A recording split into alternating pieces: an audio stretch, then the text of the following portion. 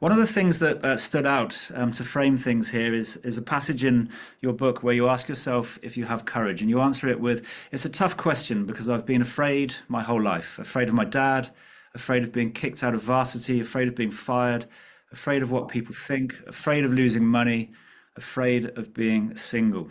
This is not the sort of sentence or passage I typically expect from top entrepreneurs to admit, even if that's what they feel in private. Why did you write that, and how has this, do you think, shaped, the person that you are now? Well, I wrote it probably because I was, 3 o'clock in the morning having a coffee and writing this damn book. And I was just telling the truth. I was literally, it's almost like a self-reflection exercise. If anything, that's what the book was. It was about self-reflection.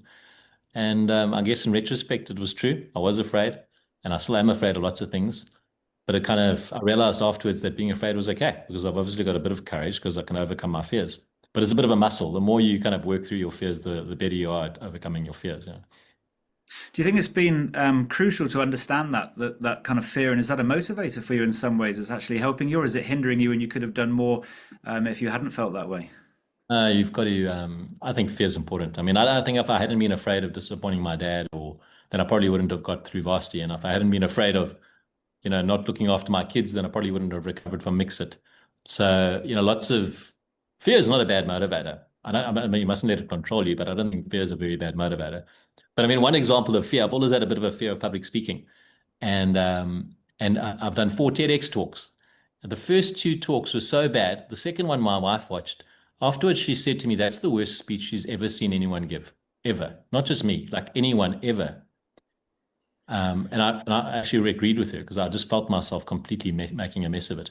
But then I got another invitation and another talk, and my talks have got a little bit better. And kind of what you realize is the more you do this stuff, the more you realize the consequences are not the end, even if you mess things up completely. And that kind of helps you overcome the fear and takes the shake out of your voice. Yeah. Why do you do it though? Why, when someone asks you to come and do a TED talk or a presentation, do you go through that mental trauma of saying, "Okay, I'll do it," even though you're so scared of doing it? Yeah. You're going to look like a complete buffoon the first couple of times. Great, now you can do it in your sleep. I mean, you're phenomenal. Everyone's potentially seen you. I've certainly seen you on stage. It's always amazing. Why on earth do you go through that opening set to go and get to that point? I mean, to be honest, you don't need to. You should say yes to everything. You should say yes to everything except for heroin. You should say yes to every opportunity that presents itself to you, as long as it fits within your values. I know what my values are. I say my prayers every day. I remind myself what the path is, and I stay in the light. And as long as whatever's been presented to me doesn't contravene my values, I'm in. You get one life. You only live once. You should not say no to any opportunity to learn something new or have an adventure. So I say yes to everything, no matter how uncomfortable it feels.